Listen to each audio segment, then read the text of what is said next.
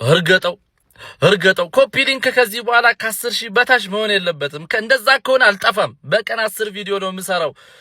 ናፖሊዎች ለራስመስ ሆይሉንድ 44 ሚሊዮን ከፍለው እንግዲህ ስክሪንሾቱን ልከውልናል። ትላንትና ለአትላንታ ለኤደርሰን የከፈልነውን 45 ሚሊዮን ሳይውል ሳያድር አስመልሰናል፣ አወራርደናል።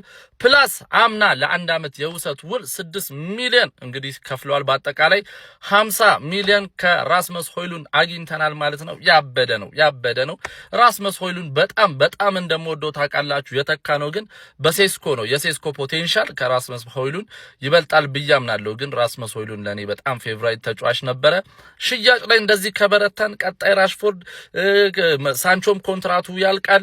ነዘርክዚ ኖጋርቴ ላይ በርታ ካልን ከ5 ተጫዋች በላይ ከ5 እስከ 7 ተጫዋች የማስፈረም እድል አለን ብዬ አስባለሁ። ኮፒ ሊንክ ሪፖስት ሼር ያደረጋችሁ ሐሳብ አስተያየታችሁን ኮሜንት ላይ ይሜ ንጉሳውያን አመቱ የኛ ነው። በዝውውር በምን ዛሬ ማለት ነው ናፖሊ በውሰት ወስዶት ነበር ራስመስ ሆይሉንድን።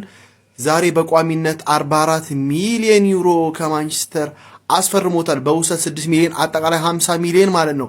ለኤደርሰን ያወጣነውን ዝውውር ሙሉ በሙሉ ባባ ራስመስ ሆይሉንድ አካክሰናል። አመቱ የኛ ነው ዘንድሮ ገና ማለት ነው። እነ ቶናሊን እንጠብቃለን። እነ ቶናሊ ቀጣይ የእነሱን ሂርዊጎ ነው ምንሰማው። ዘንድሮ የኛ ነው አመቱ የኛ ነው። ትልቅ ዋንጫ ዘንድሮ እናሳካለን። አልጠራጠርም፣ እናሳካለን። እንዲህ ነው እንጂ እንደዚህ ነው እንጂ የዝውውር መስኮቱም ደመቅ እንዲል እንደዚህ ነው ማድረግ ያለበት። ትላንትና ታስፈርማለህ፣ ከዛ ደግሞ ዛሬ ትሸጣለህ። እንደዛ ነው መሆን ያለበት። ኤደርሰንን ትላንትና እንዳስፈረሙን ኦልሞስት ይፋ አድርገናል። ዛሬ ደግሞ ራስመስን ለናፖሊ ሽጣናል። ይፋ ሆኗል። በቃ ራስመስ የናፖሊ ተጫዋች ሆኗል። ዩናይትድ ቴንኪዩ ብሎታል በይፋ ገጹ ማለት ነውና ራስመስን ተገላግለናታል። ያ ቻፓ ኦልሞስት መልሰናል። በቃ ለኤደርሰን ያወጣነውን ቻፓ መልሰናል። አሁንም ቢሆን በተሳለጠ በቃ አሪፍ ላይ ነን። በቃ ገብቷል። ከዚህ በኋላ ወጪ ማውጣት እንችላለን። የነ ቶናሊ ዋጋ ተወደደ ምናምን የምንልበት ምንም ከቨር ማድረግ እንችላለን። ሌሎች ተጫዋቾችንም ማስፈረም እንችላለን። ራስመስ ይመች አዝገሽን ነበር ይመች። በርዜና ለማንቸስተር ዩናይትድ ደጋፊዎች በሙሉ በቅጡ እንኳን በማንቸስተር ዩናይትድ ቤት መጫወት ያልቻለው ራስመስ ሆይሉንድ በ6 ሚሊዮን ዩሮ ወደ ናፖሊ መዘዋወሩ በውሰት እናስታውሳለን ሁላችንም። እንደሆነም ቀሮ አሁን በናፖሊ ሙሉ በሙሉ ኮንትራቱ መፈረም ችሏል። በ44 ሚሊዮን ዩሮ አጠቃላይ ክፍያው በ50 ሚሊዮን ዩሮ ማለት ነው። ወደ ናፖሊ መዘዋወር ችሏል። አዳዲስ የማንቸስተር ዩናይትድ ወቅታዊ መረጃዎች እንዲደርሳችሁ ቤቱን ፎሎ ማድረግ እንዳይረሳችሁ። እወዳችኋለሁ። ግሎሪ ማን ዩናይትድ።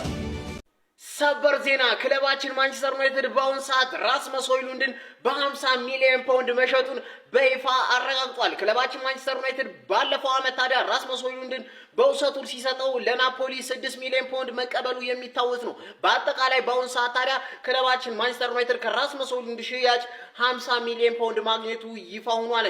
ናፖሊዎችም ታዲያ ለቻምፒዮንስ ሊግ የሚያልፉ ከሆነ ራስመስ ሆይሉንድን በቋሚ ማስፈረማቸውን በግዴታ በተዋዋለበት ውል መሰረት ታዲያ ክለባችን ማንቸስተር ዩናይትድ በአሁኑ ሰዓት ራስመስ ሆይሉንድን በ50 ሚሊዮን ፓውንዱን መሸጡን በይፋ አረጋግጧል።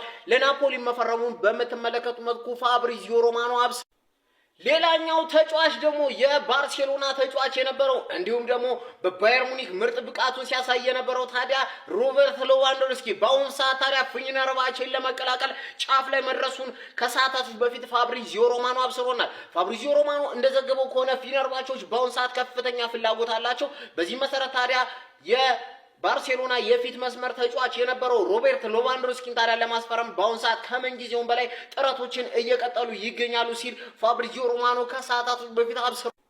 ቤኔፊካዎች በአሁን ሰዓት ታዲያ ማርኮ ሲልቫን ቋሚ አሰልጣኝ አድርገው መቅጠራቸውን በይፋ ተረጋግጧል። ሄርዊጎ ሲል ፋብሪዚዮ ሮማኖ ከሰዓታት በፊት ዘግቦታል።